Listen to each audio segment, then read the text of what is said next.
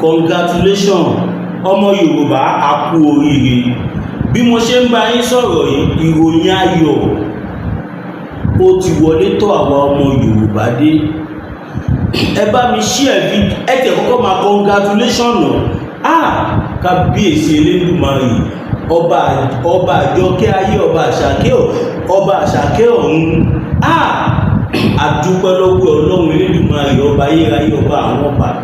Ẹ̀yin tẹ́ ń sọ wípé Chief Sunday Igboho ṣiṣẹ́ kankan, ẹ̀yin tẹ́ ń sọ pé bàbá wa Professor Banji Akíntóyè pé wọn ò ṣiṣẹ́ kankan, ẹ súnmọ́ bíbà ìkẹwàá wo orí ńlá bàǹtàbàǹtà tọ́lọ́run ṣẹ̀ṣẹ̀ ṣe fún àwa ọmọ Yorùbá nation. Eléyìí kọjá òye mi. Ọlọ́run, eléyìí kọjá òye mi. Bí mo ṣe ń bá yín sọ̀rọ̀ yìí, any moment from now whistle máa blow, and you all know what that means. Bí mo ṣe ń bá yín sọ̀rọ̀ yìí, Amẹ́ríkà ti gbégbèsè ńlá kan tó lágbára, tó jẹ́ wípé ó jẹ́ ìwúrí fún gbogbo àwa tá wà lọ́dọ̀ bàbá wa Professor Banji Akíntóyè. Bẹ́ẹ̀ ló sì jẹ́ ìwúrí fún gbogbo àwa ọmọ tá gbà fún bàbá wa Chief Sunday Adéníyì Adéyẹmọ Ìgbòho Òòṣà owó baba dami ẹkùn ọkọ Fúlàní ọmọjọmọlọ general actor gbogbo ilẹ̀ Yorùbá. Lẹ́yìn ọmọ kò sọ ọmọ mọ́, aláàánú mẹ̀kúnnù, ẹkùn ọkọ Fúlàní. Ọlọ́run ṣe ẹwò, ẹ máa kọ congratulation, ẹ máa kọ congratulation, ẹ máa kọ congratulation, ẹ máa kọ God bless Chief Sunday Igboho, God bless Professor Banji Akíntóyè, may you live long, may we continue to see more of this. Ó jẹ́ ohun tó wúni lórí. Amẹ́ríkà ti ṣe bẹ̀bẹ̀, eléyìí tí United States of America tún ṣe ó gbẹnu tán. Nigeria Tribune ló gbé. Ẹ dẹ̀ mọ̀ wípé anything tábà ti yí lórí national newspaper Nigeria confam ni. Even ibi tí ò ṣe bòmù ara dé, Nigeria Tribune wọ́n gbé. Mo máa fi headline yẹn wọ̀nyí. Kábíyèsí Elédùmarè, Ọlọ́run ló máa sọ pé ká gbé gbèsè ẹ̀pà fẹ́ kúrò lóko ẹrú. Àwọn ọ̀nà kan ti ń ṣí, mi ní fi owó ẹnu sọ àwọn nǹkan kan bò, máa fi àwọn evidence kankan wọ̀nyí tẹ́ máa fi mọ̀ wípé Yorùbá ti fẹ́ bọ́ lóko ẹrú. Mo fi Ọlọ́run búra fún yín. Gbogbo àwọn nǹkan tẹ́rí tó ṣẹlẹ̀ lẹ́nujọ́ mẹ́ta yìí obstacle ni, nítorí wípé nígbà tá a fẹ́ bẹ̀rẹ̀ Yorùbá nation gan pàápàá, wọ́n dí àwọn fákan, àwọn pásítọ̀ jíṣẹ́, àwọn àfáà jíṣẹ́, àwọn adáhunṣe jíṣẹ́, oríṣiríṣi èèyàn ló fún wa nímọ̀ràn tí wọ́n dẹ̀ sọ táwọn alálẹ̀ sọ lásìkò yẹn. Wọ́n ní tó bá kun tíntínní ká gba Yorùbá nation, wọ́n ní wàhálà máa dé, oríṣiríṣi nǹkan máa ṣẹlẹ̀. A wá dàbí pé kò sọ̀nà bẹ́ẹ̀ mọ́. Ṣé kí ṣọ́ọ̀kì yín, Amẹ́ríkà ti gbégbèsè ẹ̀kọ́ nísìnyí. Gbogbo adela mọ̀ wípé ìlú tí Amẹ́ríkà tí wọ́n bá ní rí kankan jẹ lára ẹ̀, ìlú tí Amẹ́ríkà tí wọ́n bá rí kó make progress, Amẹ́ríkà ò ní ṣe kankan fún. Ọmọ Yorùbá a kú oríire. This is a great news. Ọmọ àlè Yorùbá nìkan ló máa gbọ́ eléyìí, ló máa sọ pé àwọn bàbá wa Professor Banji Akíntóyè wọn ò ṣe. Mo sọ fún yín, mo láwọn bàbá yìí wọn kì í sùn, wọn ò ní ojú oorun. Tẹ́gbádọ́dọ̀ Professor Banji Akíntóyè báyìí mo ń bá yín sọ̀rọ̀, tí wọn bá máa táìpù lẹ́tà lọ́wọ́, wọ́n á wà lórí Zoom meeting tàbí conference call. Gbogbo ìgbésẹ̀ tí bàbá yìí gbé, ìgbésẹ̀ bí ilẹ̀ olómìnira wa bó ṣe máa bọ́ sí ní kíákíá, torí wípé a ti fẹ́ débi tá à ń lọ tán.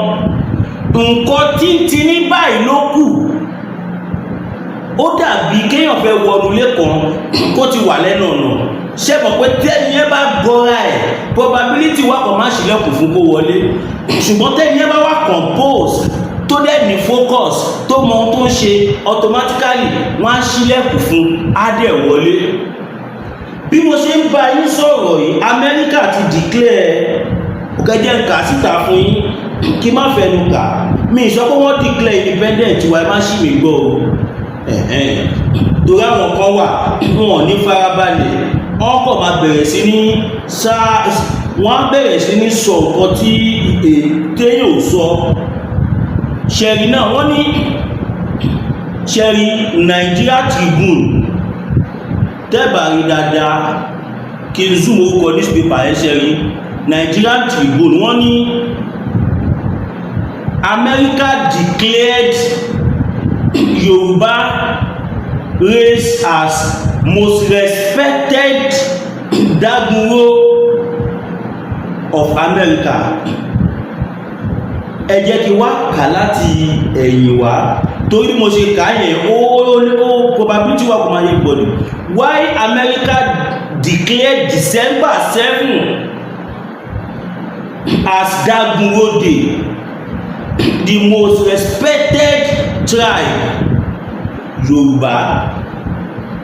Ìyẹn túmọ̀ sí pé àwọn Amẹ́ríkà wọ́n declare àwọn ọmọ Yorùbá wọ́n declare Yorùbá gẹ́gẹ́ bí Dagunro. Tàbá sọ pé Dagunro gbogbo I don't know what they really mean by that, but mo fẹ́ jẹ́ ká mọ̀ wípé a ti ẹ̀ní respect wa padà. Gbogbo wa la mọ̀ wípé right from time America don't want to have anything with anything Nigeria dànjú pé kọ́ wá export wa lọ kọ́ wá kó àwọn nǹkan ọrọ̀ ajé wa, but ó wá ń yà mí lẹ́nu wípé this the same Nigeria tí àwọn Amẹ́ríkà gan dìdí sọ fáwọn ọmọ wọn wípé ẹ má lọ sí Nigeria ni wọ́n ti wá lọ gún ẹ̀yà kan tí wọ́n declare December 6 as Dagunro Day in the United States of America. Ẹnìkan wá ní why December 6 was declared Yoruba Dagunduro, sorry not Dagunro, Yoruba Dagunduro. Why December 6 was declared Yoruba Dagunduro Day. Cherry, why December 6 was declared Yoruba Dagunduro Day in United States of America. City Ọ̀dẹ́nẹ̀yẹ ni orúkọ ẹni tí ó ṣe nísìnyí báyìí. Mo wá fẹ́ ka àwọn kọ́ńtẹ́ǹtì tó wà lọ́ndà ẹ̀ fún yín. Ẹ tẹ̀ jẹ́ kí lọ́kọ́ fi àwọn headline yẹn wọ̀nyí náà ẹ wò.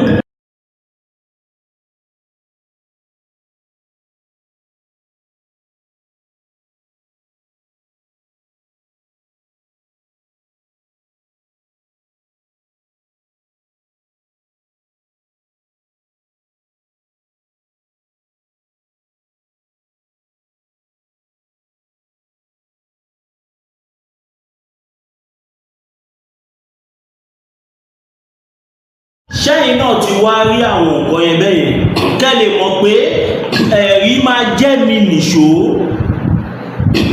láàrin èmi àti yín. Tí ó bá ní kankan tí Amẹ́ríkà rí tàbí ṣé tí ó bá ní àwọn ìgbésẹ̀ kan tó ṣẹlẹ̀, ṣe rò pé Amẹ́ríkà kọ́ lè dédé ṣe nǹkan tí wọ́n ṣe yẹn, bó tiẹ̀ jẹ́ pé àwa mọ ohun tó ń lọ but a ò ní fi gbogbo ẹnu sọ̀rọ̀. Kékeré sì lè rí yẹn. Èmi sọ fún yín pé ìjọ kan la máa jí tẹ̀lẹ̀ máa gbọ́ pé ilẹ̀ Yorùbá ti dúró. Iṣẹ́ yẹn wà lọ́wọ́ èmi àti yín, ó wà lọ́wọ́ èmi àti yín torí pé a ní láti bẹ̀rẹ̀ sí ní gbé àwọn ìgbésẹ̀ báyìí. Alákọ̀ọ́kọ́ àwọn ọmọ Yorùbá a ní láti ṣera wa lọ́kan. Tẹ́ bá gbọ́ nǹkan tí bàbá wa Dr. Chief Commander Sunday Adeniyi Adéyẹmọ Ìgbòho Òòṣà owó baba dami ẹkùn ọkọ Fúlàní general octor gbogbo ilẹ̀ Yorùbá ọ̀rìnkílẹ̀ mítìtì kábíyèsí olúwa mi o. Ẹgbọ́ ọ̀pọ̀ tí bàbá wa ẹgbọ́ ọ̀tọ̀ sọ lánàá ẹ̀dẹ̀ rí wà tí wọ́n tó bá sọ pé yàn akọni, tó bá sọ pé yàn leader, tó bá sọ pé èèyàn ó ní leadership role, nǹkan tí bàbá wa ṣe Sunday Igboho ṣe yẹn ni wọ́n pè bẹ́ẹ̀. Èèyàn mélòó ló lè gbérù gbèsè tí bàbá wa ṣe Sunday Igboho gbé lánàá? dànù. Bàbá rán agbẹnusọ wọn jáde, wọ́n ní kó wá sọ fún gbogbo àwa olólùfẹ́ wọn, kó wá sọ fún gbogbo àwa ọmọ Yorùbá káàkiri àgbáláyé wípé àwọn àgbààgbà, àwọn bàbá wa bíi bàbá wa kábíyèsí ọba onírìṣà, ọba onírìṣà Ọ̀jájá, ọba Adéyẹyè, ọba Ọ̀ní of Ifẹ̀, kádé pẹ́ lórí kí bàtà pẹ́ lẹ́sẹ̀, àti bàbá wa ọba Kéńtà. Ẹ jẹ́ n ka orúkọ àwọn ọba yẹn fún yín tí bàbá wa ṣe Sunday Igboho tí wọ́n bá bàbá wa ṣe Sunday Igboho ṣe meeting, tí wọ́n bẹ̀ wọ́n, yes, tí wọ́n bẹ̀ wọ́n, tí wọ́n rọ̀ wọ́n wípé ká jẹ́ kó gún mí nílẹ̀ Yorùbá, pé because ìjà tá ń jà yẹn gan inú àwọn wèrè kan ń dùn, but ẹ̀kọ́ tó wà nínú kìíní ni pé ẹ jẹ́ ká bá máa ríra wa bíi pé èmi mo tó yìí, èmi mo ṣe kìíní kan, because tí Sunday Igboho bá jẹ́ni tó ní ìgbéraga ni wọ́n lè gbé ìgbésẹ̀ tí wọ́n gbé yẹn. Ẹ jẹ́ ká dúpẹ́ lọ́wọ́ bàbá wa Ọ̀ní of Ifẹ̀, ọba Olúpọ́n, ọba Orílẹ̀ Kéńtà, ọba Ògíní, ọba Ajérò of Ìjẹ̀rò, ọba Bàrígà, ọba Dèjì of Àkúrẹ́, ọba Ọlọ́wọ́ of Ọ̀wọ̀land, àti gbogbo àwọn ọba aládé gbogbo ilẹ̀ Yorùbá pátápátá, gbogbo wọn ni wọ́n ṣe gudugudu méjì yàyà mẹ́fà. Gbogbo wọn ló pè bàbá wa Dr. Chief Sunday Adéyẹmọ Ìgbòho Òòṣà, owó baba dami. Wọ́n ní ọmọ wa ìjà tẹ́ ń jà yìí, inú àwọn kan dùn, iṣẹ́ tẹ́ ń ṣe á máa fà sẹ́yìn, á máa ṣe gbá, bàbá wa dẹ̀ gbọ́lẹ̀ gẹ́gẹ́ bí ọmọ ọkọ ilẹ̀ Yorùbá, gẹ́gẹ́ bí ọmọ ọkọ tó bọ̀wọ̀ fágbà, gẹ́gẹ́ bí ọmọ ọkọ tí ò ń ṣe ọmọ àlè. Bàbá wa dẹ̀ gbọ́ sí wọn lẹ́nu lẹ́ẹ̀kan náà, torí bàbá wa gan wọn ti ẹ̀ráyè àbáyàn jà, bọ̀ nínú kò sáyè bàbá tún wáàyè láti lè make sure wípé ogun omi ọdẹ nìkan gbẹnusọ wọn kọ́ wá bá gbogbo àwọn ọmọ Yorùbá sọ̀rọ̀ káàkiri àgbáláyé ká lè mọ̀ wípé lóòótọ́ àwọn ò ní kọ̀ọ̀kan lọ́kàn sí anybody bó tilẹ̀ wù kó kéré kó mọ́.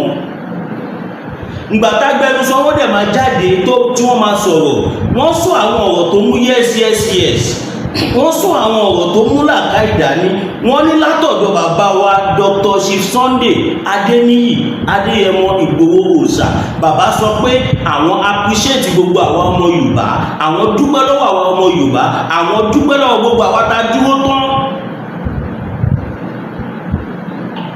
Torí tó bá jẹ́ pé lòmíì ni àwọn èèyàn nífẹ̀ẹ́ bó ṣe nífẹ̀ẹ́ bàbá wa sí Sunday Igboho yẹn, ìgbéraga máa wà pé èmi tí mo náà àwọn strikers, èmi tó yẹ pé gbogbo ọmọ Yorùbá ló dúró tì mí, ṣé màá wá ọpọlọ hands down ni? Bọ̀ tó ikú bàbá wa jẹ́ ọmọ ọkọ ilẹ̀ Yorùbá, bàbá wa ò dẹ̀ wo orúkọ, wọn ò wówó, wọn ò wá ipò, wọn ò wá nǹkan kan bí kò ṣe wípé kí ilẹ̀ Yorùbá wà lálàáfíà. Ẹ jẹ́ ká pàtẹ́wọ́ fún Chief Sunday Igboho. That is a leadership act. Tó bá sọ pé èèyàn jẹ́ leader, nǹkan tí wọ́n ṣe yẹn ló ń pè bẹ́ẹ̀. Now back to matter. Àwọn Fúlàní wọ́n fojoojúmọ́ pa wá. Gbogbo alágbọ́n nǹkan tó ṣẹlẹ̀ ní Yewa ní àná aláàná yìí tí wọ́n ṣá ẹnìkan lọ́rùn. Àkàwá náà ti láti 2021 láti 2020 láti sọ fún àwọn bàbá wa pé ẹ̀yin bàbá wa baálẹ̀ ọba olóṣèlú kọ̀ọ̀kan ẹ má fún Fúlàní nílẹ̀ mọ́. Bàbá yìí ò gbọ́, bàbá yìí lọ gbé ilẹ̀ fún Fúlàní, wọ́n fún Fúlàní nílẹ̀, wọ́n ní wọ́n fún wọn pé wọ́n ní kọ́ máa lù dìgbà tí àwọn ọmọ àwọn fi máa fẹ́ lù. Àdéhùn wọn nìyẹn. Bàbá baálẹ̀ dẹ̀ ń gba ìṣàkọọ́lẹ̀ lọ́wọ́ àwọn Fúlàní. Ìgbà tó yá àwọn Fúlàní yarí, wọ́n láwọn ò lè sọ ìṣàkọọ́lẹ̀ mọ́, débi pé àwọn Fúlàní tún gbalẹ̀ lọ ilẹ̀ tó jẹ́ ilẹ̀ skul tí gbogbo àwọn ọmọ skul yẹn lọ, tí skul wà, wọ́n bẹ̀rẹ̀ sí ní pa àwọn ọmọ skul yẹn, kọ́ bẹ̀rẹ̀ sí ní ṣá àwọn ọmọ skul yẹn ní jàmbá. At the end of the day, àwọn aráàlú yẹn wọ́n wà force láti gbé skul kúrò ńbẹ̀ yẹn, wọ́n lọ gbé skul wọn síbòmíì. Fúlàní wọ́n ń da màálù níbi skul yẹn, wọ́n jẹ koríko, wọ́n jẹ oko àwọn èèyàn, wọ́n ń ṣoríṣiríṣi. Ẹni tó bá sọ̀rọ̀ wọ́n á ṣe ń jàmbá. torí pé baálẹ̀ ti jẹ dòdò kò lè sọ òdodo. Tẹ́ bá fẹ́ fídíò yẹn màá fún yín, ẹ pè nọ́mbà mi +229 57 74 79 70 +229 57 74 79 70. ẹ pè WhatsApp nọ́mbà mi màá fún yín fídíò yẹn. Ọ́n fi àdá fi la ohun ọmọ baálẹ̀ yẹn gangan. Nígbà tó yá tó di pé àwọn yẹn ni wọ́n fẹ́ lolẹ̀, wọ́n fẹ́ dáko, àwọn Fúlàní ní láti máa sọ fún ọmọ baálẹ̀ pé kò jọ páwọn tí lolẹ̀ yẹn tán, pé wọ́n láfọlábí àbí 2 years pé wọ́n gbàgbọ́ filẹ̀ yẹn dáko, pé màálù ló fẹ́ máa jẹ oko lórí ẹ̀. At the end of the day àwọn fámìlì wa wọ́n náà wọ́n fẹ́ lolẹ̀, àwọn Fúlàní fi àdá lé wọn, wọ́n ṣá wọn yamayama. Ọmọ baálẹ̀ wà lọ́sípítù bí mo ṣe ń bá yín sọ̀rọ̀ yìí. Mi ò káàánú ẹ̀ o, mi ì káàánú ọmọ bá àti baálẹ̀ àtọmọ bá mi ì káàánú wọn, torí a ti sọ fún yín wípé ẹ má gbélé fáwọn ará bí yìí mọ́, ẹ má gbélé fún wọn mọ́. A ti sọ fún yín pé àwọn ará bí yìí wọ́n mọ tí wọ́n wá, they knew what they are doing. Wọ́n wá ń pé láti wá lólè yẹn, wọ́n fẹ́ gba tẹ́ bá gbọ́ adúrúlẹ̀ tí wọ́n ní wọ́n ti gbà, tẹ́ bá gbọ́ ilẹ̀ tí wọ́n ní wọ́n ti gbà, it's more than 50 acres gẹ́gẹ́ bí ìkọ̀tà gbọ́. A dẹ̀ ń sọ fún ẹ̀yin èèyàn wa wípé ẹ jẹ́ ká lajú wa. Òun ni Amẹ́ríkà tí wọ́n ti ń dọ́gbọ́dọ́gbọ́n gbé wa mọ́ra yìí nísìn, torí pé wọ́n mọ̀ wípé a máa tó bọ́ lóko ẹrú. Amẹ́ríkà mọ̀ bí táwọn bàbá wa ti ṣiṣẹ́ dé. Àwa dẹ̀ ń sọ fún ẹ̀yin èèyàn wa wípé iṣẹ́ ń lọ, ẹ fọkàn balẹ̀. Ẹ máa rí pé tẹ́lẹ̀tẹ́lẹ̀ tá bá ṣe kankan a máa ń jáde wá sọ síta, but àwa realize pé tá bá ti sọ síta báyìí ọ̀nà yẹn máa block. Àwọn olóṣìṣẹ́ yẹn, àwọn olóògbúkú kan tí wọ́n dúpẹ́ Onítìrí wá, ẹ rí pé wọ́n tún dọ́gbọ́n dájà lẹ̀ sáàrin bàbá wa Ààrẹ Ọ̀nà Kakanfò àti bàbá wa Dr. Sunday Igboho. Wọ́n tún dájà lẹ̀ láàrin wọn, a lot of things. N tó kọ̀ wá ń bẹ̀ ni wípé mi ìfẹ́ mọ bó ṣe jẹ́, èèyàn kan tàbí méjì àtọjọ́mọdé ni àtàgbàlagbà ni o, tó bá ti kọlù Ìgbòho ó ti kọlù gbogbo ilẹ̀ Yorùbá. That is one thing tí mo fẹ́ jẹ́ kí gbogbo wa lọ mọ̀ sínú ọpọlọ wa. Tó bá ti kọlù Ìgbòho ó ti kọlù àwọn alálẹ̀ ilẹ̀ Yorùbá, ó ti kọlù gbogbo ọmọ Yorùbá, ó ti kọlù ìjọ́mọ ènìyàn gbogbo àwa ọmọ Yorùbá, ó ti kọlù aláàánú ilẹ̀ Yorùbá. Torí pé nígbà tójú ogun le tó ń fi kú wá gbogbo ọmọ Yorùbá káàkiri, Chief Sunday Igboho nìkan ló dìde tarí. Àwa sì máa tún sọ, òun làwa ṣe ń sọ fún bàbá wa Ààrẹ Ọ̀nà Kakanfò, ẹ ti di bàbá wa báyìí. Torí pé bàbá wa tí wọ́n jẹ́ Chief Sunday Igboho wọ́n ti pàṣẹ, wọ́n nínú kẹ̀kẹ́ mọ̀ọ́sìkẹ́ ntọ́ bá dẹ̀ ti sọ làbẹ́ gé. So therefore bàbá wa Ààrẹ Ọ̀nà Kakanfò, your respect has been restored back.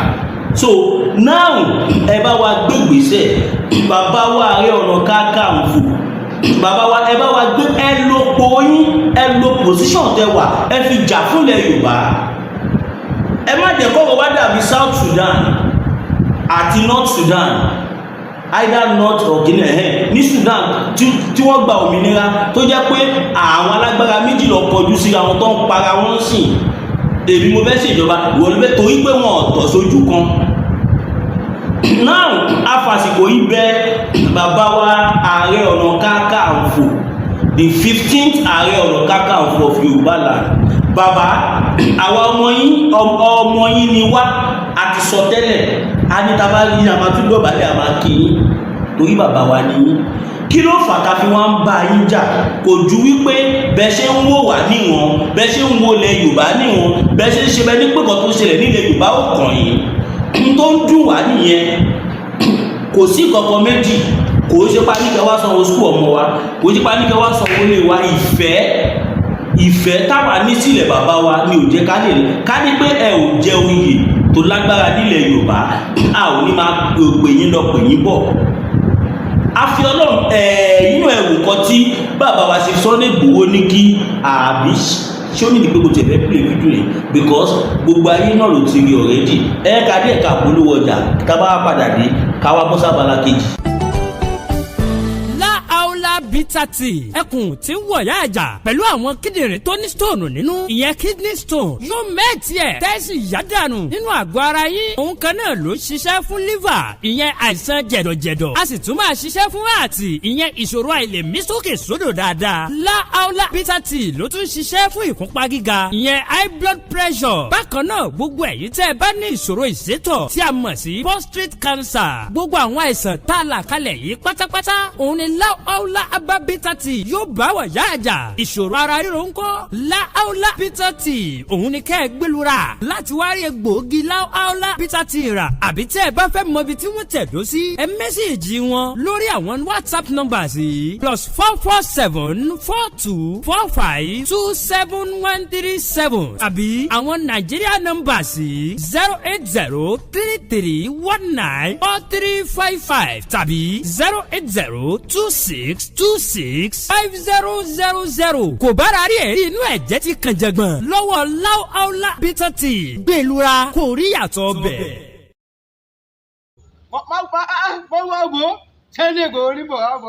tí n bá gbórúkọ Sunday Igboho àyà mi ò tó jáde kò sí nǹkan kan òtútù ó mú mi pẹ̀lú.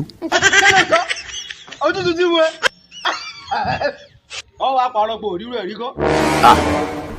látijọ́ tí wọ́n ti bí mi ríru ẹ̀ rí níjọ́ tí mo gbọ́ pé Sunday Igboho ń tún lọ Ògùn State báyìí níjọ́ náà mi ò lè sùn.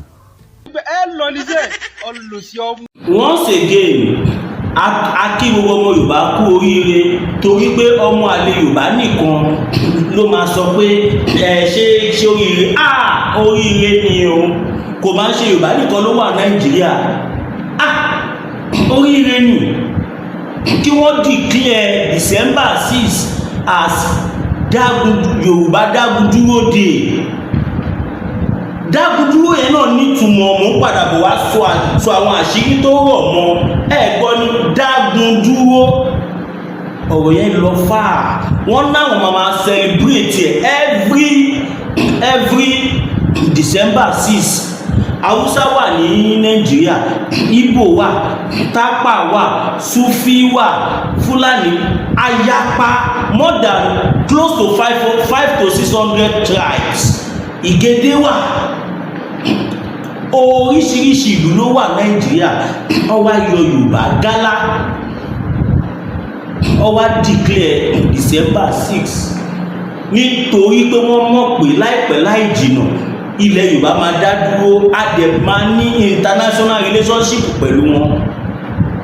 Ẹ̀wẹ̀ má jẹ́ kí n fi ogbó ẹnu sọ̀rọ̀ nísìnyí abẹ gbogbo yín ẹ jẹ́ ká bẹ̀rẹ̀ sí ní máa ṣàdúrà ní comment section fún bàbá wa Chief Sunday Igboho, ká bẹ̀rẹ̀ sí ní ṣàdúrà fún bàbá wa Professor Banji Akintoye, ká bẹ̀rẹ̀ sí ní ṣàdúrà fún gbogbo àwa sọ̀rọ̀sọ̀rọ̀ látòrí bàbá wa Ọláyọmí Kóìkì, orí ìyá wa Yèyé Dára, orí èmi ọmọ yín Mass BTV Mass Burial, orí ìyá wa Yorùbá Wuyì, orí ìyá wa Ajia Queen Ara, Dr. Zabi Akalamagbo, Àṣà àti Ṣe, Bàbá Èkìtì, Àlùkà, Ọmọlúkà, and Lady K, Bàbá Gbàgede Ìmọ̀, bẹ́ẹ̀ Akalamagbo, gbogbo àwa mídíà pátápátá ìmọ́lẹ̀ Yorùbá apọ̀ bẹ́ẹ̀ iṣẹ́ pàtàkì là ń ṣe. Ẹ máa gbàdúrà fún wa pé kí àwọn ọ̀tá kọ́ máa rókùn ẹ̀mí wa já, kí ojú máa tì wá nígbà òmìnira táwa fẹ́ gbà láìpẹ́ yìí. Bógo ti ń jẹ́ tọ́lọ́run ká má ṣìṣe, bógo ti ń jẹ́ tọ́lọ́run kọ́ má fi wá ṣe ẹni àwátì. Lágbára Ọlọ́run kèmí àti yín òmìnira lẹ̀ Yorùbá aṣojú wa nínú ọlá, nínú ọlà, nínú àìkúbálẹ̀ ọ̀rọ̀, nínú ìlera tó péye. Now ẹ bá wa share fídíò yìí, ẹ jẹ́ kó lọ viral. Gbogbo yín náà lẹ ti gbọ́ nǹkan ni ẹ ti gbọ́ ọ̀rọ̀ tí bàbá wa Chief Sunday Igboho sọ. Wọ́n ní ká jogun omi, ká jẹ́ kó gún ní. Initially náà kò sẹ́ni tó hate bàbá wa Ìbà Gani Adams nínú wa. Nǹkan tí ó jẹ́ kó ṣe tí àìtí rí kí wọ́n bẹ̀rẹ̀ sí ní ṣe òun làwa jáde ta sọ̀rọ̀ lé lórí. Kí dẹ̀ ló fà tá ṣe ń fojoojúmọ́ kàn sí Sunday Igboho lé kò kọjá wípé nígbà tí kú dé bá ilẹ̀ Yorùbá, nígbà tí òfò dé bá ilẹ̀ Yorùbá, nígbà tí àdánù dé sílẹ̀ Yorùbá, àwọn Ọlọ́run lò láti palẹ̀ mọ́ gbogbo ẹ̀, láti má jẹ́ kí kó pa wá, láti má jẹ́ ká ṣòfò, láti má jẹ́ kí àdánù dé bá wa, àwọn Ọlọ́run lò. So ẹni tọ́lọ́run bá wá lò láti fi restore ẹ̀mí èèyàn, ẹ mọ̀ pé kò sí nǹkan tí yàn lè ṣe fún irú ẹni yẹn tó pọ̀ jù, torí pé tó bá ti pa gbogbo ilẹ̀ Yorùbá ńkọ́, Ọlọ́run wá lo ẹnìkan. Now ẹ jẹ́ ká bẹ̀rẹ̀ sí ní kọ sí comment section wípé Chief Sunday Igboho is our representative, Chief Sunday Igboho is our father, Chief Sunday Igboho is our spokesperson, Chief Sunday Igboho is our mouthpiece.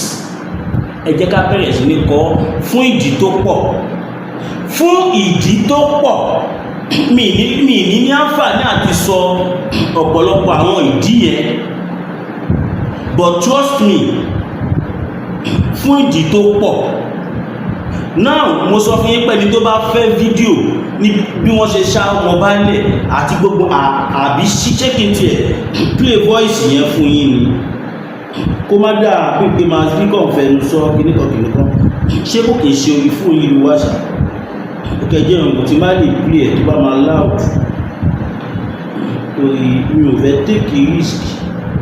Tí bá ní kí n lọ fi sórí kìíní yẹn, tí bá ní kí n gbé sórí fídíò ìkẹyìn kò ní make sense. Ẹ jẹ́ bí a mo lè play voice fún ẹ ó nà. Mo ti rí kò ẹ̀wò ṣẹ́ rí kò ṣe é ṣó rárá. Ẹ jẹ́ kí n kàn play voice yẹn fún yín tẹ́ bá máa gbọ́, torí bluetooth mi ti bàjẹ́. Kí ló ṣẹlẹ̀ sí? Kí ló ṣẹlẹ̀ sí? Òmòrù ni. Kí ló pẹ̀lú àti ẹ̀pọ̀? Kí ló sọ? Kí ló pẹ̀lú àti ẹ̀pọ̀ àpọ̀? Ibi ká tí wọ́n dáná fún wọn kọ́ mọ́ pé ọkọ̀ gàdú mẹ́ta síbẹ̀ títí gáyọ̀ ìjìnà sí ìlú kò jìnà sí skul wọ́n yọ wá lẹ́nu. Ṣé ń gbọ́? Bí kò jẹ́ kó wá, bí kò dá mọ̀lú wọn lóòtù, bí kò mọ̀sán kan ìsákọ́lẹ̀ wọn. Orí àwọn náà lọ fún oníbi lọ́mí ń dákú. Bàbá tó fún wọn àbúrò balẹ̀ ni wọ́n ti kú. Bàbá ẹni yìí, àbúrò ẹjẹ́ sì balẹ̀. Wọ́n láwọn ògùn àkankan lọ́wọ́ wọn. Ṣùgbọ́n àwọn ti ní táwọn ará rẹ̀ kó bá dé o. Ogun tó bá dà tó bá ti ní ẹkú lórí ilẹ̀ ẹ̀kú. Bá ti ń fanù. Àwọn èèyàn wá sí náà fẹ́ dákú. Kódà mọ̀ọ́dún fẹ́ dákú ńlá sí ẹ̀, wọ́n láwọn ògbà. Ó jìnnà sí gáàrù. Mòróró gbà fún yín. Bẹ́ẹ̀ni, ọ̀gbọ̀gbọ̀ ti dá mọ̀lú wọ skul. Tásà àwọn skul wa lè ṣe. Bá a ti ń bá yín sọ̀rọ̀ láti kó skul kúrò nínú skul torí wọ́n yọ ọ́ lẹ́yìn. Àwọn òróró lè ń bọ̀ ní ẹ̀kọ́ yẹn kó skul. Tábà ní ká gbé mọ̀lú kó skul, wọ́n yọ ọjà sáwọn ọmọ wa ni. Wọ́n ti sàwọn ọmọ wa lè ṣe ìgbé náà ni mo champion rẹ̀. Tábà ní ìgbẹ́ ló sì ní ìgbésẹ̀ ìgbésẹ̀. Wọ́n mórí bọ́. Lọ́kọ̀ ìgbà bí ẹ̀ẹ̀mejì wọ́n ti sáyàn ládàá níbẹ̀rẹ̀ ní last year. Adékọ́kù wọn kúrò. Adúrójú àwọn tó ń sàdá yẹn. Tó fi wá débi tó kó yìí. Àwọn wà lulẹ̀ ẹ̀sán kankan sí gbogbo lẹ̀ tó ń lọ fi kàbí mẹ́wàá. Ẹni mọ̀lú máa jẹ káàkiri. Ọba sọ fún bàbá pé tó kàn ní tẹ́ẹ̀ bá ti fẹ́ ká lulẹ̀. Kí lẹ́ mọ̀ san lórí ilẹ̀ yẹn? Iná wá fún lánàá. Àwọn tá a fún nílẹ̀ pé kọ́ lọ dákọ́ lé wọn kúrò. Àwọn gbárí. Èmi gangan ni mo jẹ́ ọmọ balẹ̀ ẹni àwọn onílù la lè dáko síbẹ̀. Mo bá kó àwọn ọmọ adásákò lọ. Méje ẹ̀ta. Wọ́n bá kábàálẹ̀ mọ́lé pé kánikẹ́ wá kúrò. Orí táwọn bá sọ kan sọ. Mo sì lọ sọ fún dìfìrì olókìkí. Dìfìrì náà ká tọ́ ọmọ bọ̀wé ká mú àbọ̀ rẹ̀ wá bá wọn. Torí ọ̀rọ̀ òfin lè mọ́ fi ń gbé ọ̀rọ̀. Ẹni tó bá kàwé kò ń gbófin. Àwọn afẹ́kọ̀ọ́dé sí wọ́n á lọ gbogbo gbáàkì àwọn náà ilé wa ní kẹ́tọ́ débẹ̀ wọ́n ti kà á tán.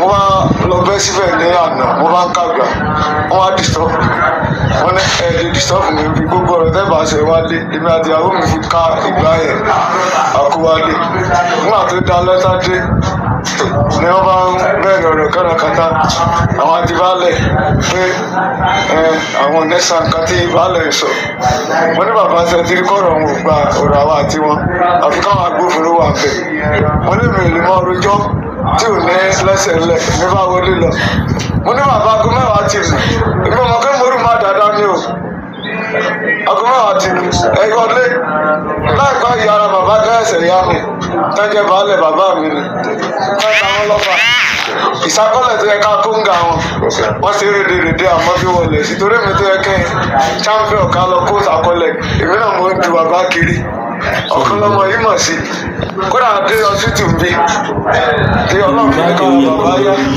wọ́n bàbá ẹ wọlé lọ èyí náà gbádùn ó tán o wọ́n máa ń bàbá òní wọlé mi náà ẹ̀gbọ́n kan mi bẹ̀ ní aláṣọ̀rọ̀ lálẹ́ ìmọ̀ ẹjọ́ kílẹ̀ mọ́ àsìkò ra lọ police station ní bí àmọ́dù máa lọ lé ó bá lò wò lọ àwọn ẹran kan máa dé wọ́n máa ń yàgbẹ́ síwájú ta lálẹ́ ìrádà omi ni wọ́n máa fi ń lé àwọn ẹran wọ́n bá da omi táà lọ ni wọ́n náà dẹran wọ́n bá da omi sí fẹ̀ráńdà ẹrù sìmẹ́ǹtì ilé wa ní o padà ìbá bẹ̀rẹ̀ sí ibú mi ìmọ̀rù wọn náà mọ̀ lọ lé kí mo sọ bẹ́ẹ̀ sí mo ṣe fàdáyọ̀ náà áfíríkà mo ní mo rí sọ́mi láti ẹ̀jẹ̀ kan fún ní fún mo máa sáwọ fásitì mo bá gbé mọ́sẹ́nì mo bá ń sá lọ sí kìkì ojú ọ̀nà lòyí tẹ́ kọ́ mi ẹ̀jẹ̀ ikọ̀ ó bu àyà mo dé pólí. ṣé ẹ̀yin náà gbọ́ àwọn ọ̀rọ̀ tó ń rùn